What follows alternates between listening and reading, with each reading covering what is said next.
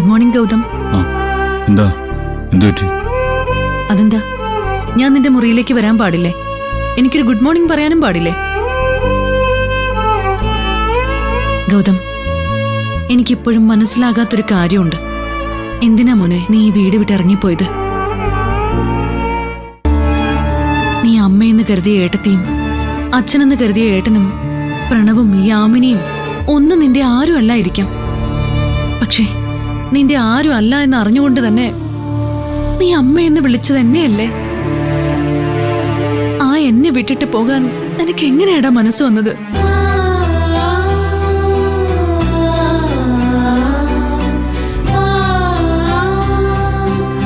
നിന്നെ ഞാൻ 10 മാസം വയറ്റി ചുമന്നിട്ടില്ല, നൊന്തു പ്രസവിച്ചിട്ടുമില്ല. പക്ഷേ ഈ സമൂഹം അറിഞ്ഞത് നിന്നെ എന്റെ മകനായിട്ടാ. കുറച്ചു നാളായി പതുക്കെ പതുക്കെ നീ എന്നിൽ നിന്ന് അകന്നു പോവുകയായിരുന്നു. അതിന് കാരണം എന്താന്നൊക്കെ എനിക്കറിയാം. നിധിയോട് എനിക്കുള്ള അനിഷ്ടം, അത് നിനക്ക് ഒരിക്കലും ഡൈജസ്റ്റ് ആവുന്നതായിരുന്നില്ല. നീ എല്ലാം ഉപേക്ഷിച്ച് എങ്ങോട്ടെന്നില്ലാതെ ഈ വീട്ടിൽ നിന്ന് ഇറങ്ങിപ്പോയപ്പോ മറ്റാരെക്കാളും വേദനിച്ചത് എനിക്കായിരുന്നു. കാരണം നീ തള്ളിക്കളഞ്ഞത് ആരും അല്ലാത്തവളുടെ ഈ സ്നേഹത്തെയാ. നീ കുഞ്ഞായിരിക്കുമ്പോ വാങ്ങിത്തന്ന കളിപ്പാട്ടം മുതല് നീ മുതിർന്ന ശേഷം നിനക്ക് നേടിത്തന്ന ഓരോന്നും എന്റെ ഇഷ്ടങ്ങൾക്കനുസരിച്ചായിരുന്നു. അതൊക്കെ നിനക്കും ഇഷ്ടമായിരുന്നു. പക്ഷെ നിധിയുടെ കാര്യത്തിൽ മാത്രം എന്റെ ആഗ്രഹങ്ങളൊന്നും നടന്നില്ല. പക്ഷേ അതൊന്നും വെച്ച് നീ എന്റെ സ്നേഹത്തിന് വിലയിടരുത്. എടാ, നിന്റെ അമ്മ ഞാനാ. ഈ അമ്മയ്ക്ക് ജീവൻ ഉള്ളിടത്തോളം കാലം നീ ഇവിടെ നിന്നെങ്ങും പോവരുത്.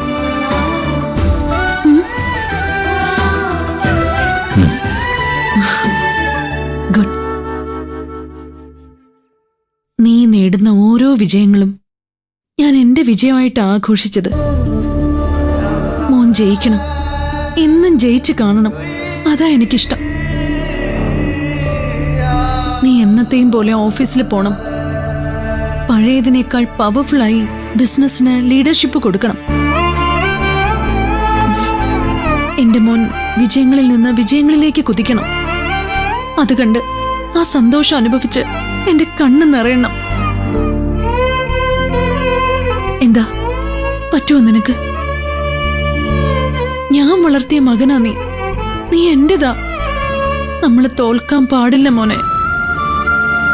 സമ്മതമാണെങ്കിൽ നീ അമ്മയ്ക്ക് കൈ കൊടുക്ക.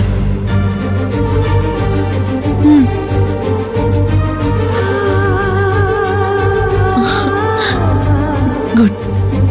മതി, ഈ അമ്മയ്ക്ക് അത് മതി.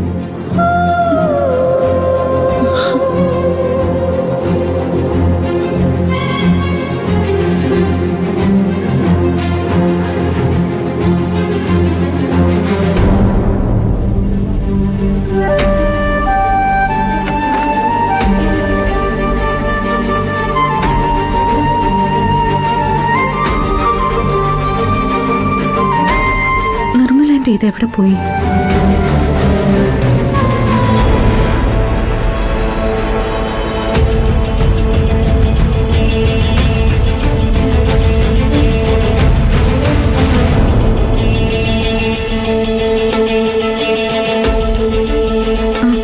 അമ്മേ, നിർമ്മല ആന്റി ഇവിടെ എങ്ങാനും കണ്ടോ? ഞാൻ ഇത്രയൊക്കെ പറഞ്ഞിട്ടും അവളെ വിളിച്ചോണ്ട് അമ്പലത്തിൽ പോകാൻ തന്നെയാ നിന്റെ തീരുമാനം അല്ലേ? എന്റെ മരണം കണ്ട് നീ അടങ്ങുമല്ലേ? അമ്മയുടെ മരണം പോയിട്ട് ഈ കണ്ണൊന്ന് നിറയാൻ പോലും ഞാൻ അനുവദിക്കില്ല. ഞാൻ അമ്പലത്തിൽ പോവും. പക്ഷെ നിർമ്മലാന്റി എന്റെയും ഗൗതമിന്റെയും കൂടെ ഉണ്ടാവില്ല. ഗൗതമിനോട് ഒരു സത്യവും ഞാൻ തുറന്നു പറയുകയില്ല. എന്താ അമ്മയ്ക്ക് സന്തോഷായില്ലേ? എന്നെങ്കിലും ഒരിക്കൽ ഗൗതമിന്റെ മുമ്പിൽ മറുപടി പറയാനില്ലാതെ നാവടക്കി നിൽക്കേണ്ടി വരൂ എനിക്ക്. അന്ന് ആ ജീവിതത്തിൽ നിന്നും ഇറങ്ങിപ്പോവാൻ ഗൗതം ആജ്ഞാപിച്ചാൽ അനുസരിക്കേണ്ടി വരും. ഞാനത് പ്രതീക്ഷിക്കുന്നുണ്ട്. എന്നാൽ ഈ രഹസ്യം ഞാൻ പറയില്ല.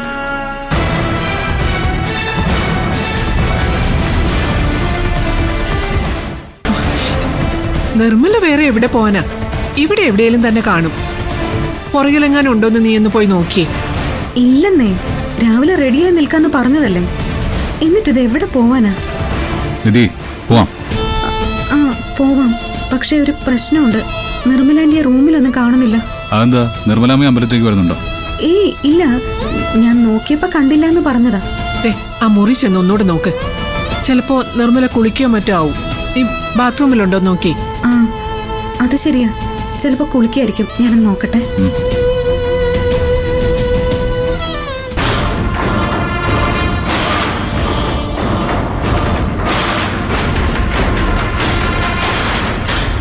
നിർമ്മലാന്റി, നിർമ്മലാന്റി, നിർമ്മലാന്റി.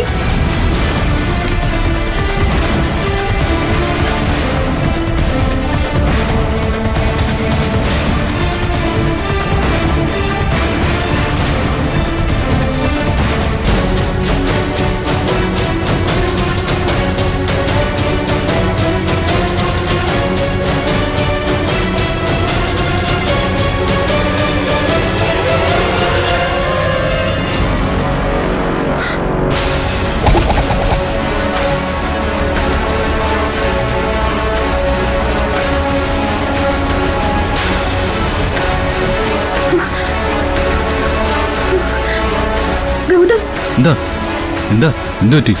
നിർമ്മലാന്റി ഈ വീട് വിട്ട് ഇറങ്ങിപ്പോയി. ഏ?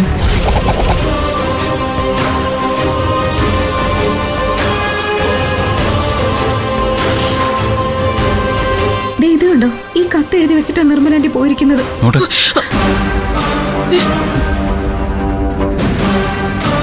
ദൈവമേ, അതിലെങ്ങാനും ഗൗതം അവളുടെ മോനാണെന്ന് നിർമ്മല എഴുതി വെച്ചിട്ടുണ്ടാവോ? ഞാൻ എൻ്റെ മകനെ അന്വേഷിച്ചിറങ്ങിയതായിരുന്നു. അതിനിടയിലാണ് ഞാൻ ഗൗതമിനെ കണ്ടുമുട്ടിയത്.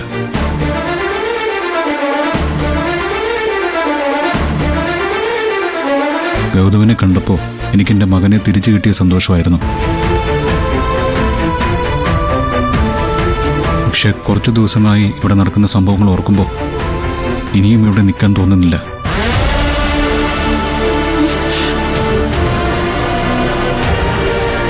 അതുകൊണ്ട് ഞാനിവിടുന്ന് പോവുകയാണ്.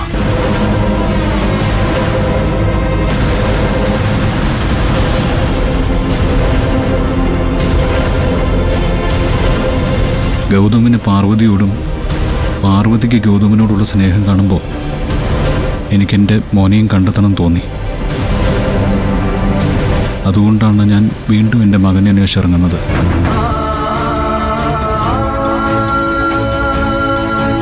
ദയവ് ചെയ്ത് എന്നെ അന്വേഷിച്ച് വരരുത്. ഞാൻ പോകുന്നു. നിർമ്മല.